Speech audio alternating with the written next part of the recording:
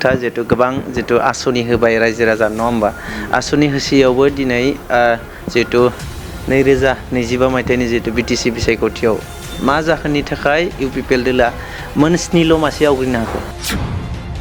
दायो जितु नुबाय थांनाय 5 बोसोरावहाय एकदम पिसफुलि सरकार बा गभर्नमेन्ट दंमोन एन्टि ससियेल एक्टिभिटिस आरो लोगोसे परिबेसफ्रा बेबादि गैयामोन माने जातिजों जाति दाङाबाजि आरो हारि माहारिनि गेजेरावहाय खौसेथि गैयै हाथियार लाग्रा ग्रुप्स जोंनि बर'फोरनिल' नङा एनडिपि फोरनिल' नङा गासैबो बे आसामाव थानाय बा नर्थ इस्टआव थानाय मेक्सिमाम माने एक्सट्रिमिस्ट ग्रुप्स बे ग्रुप्सफोरा लासै लासै जोबस्रांलांनो हमबाय नाथाय आरो गोदानै दाख्लै बय गोदान सरकार जाफिननायनि उनावहाय गोदान समस्या जानायफोरखौहाय जों थोंजों नुबाय प्रमदनि समावहाय शान्तिमोन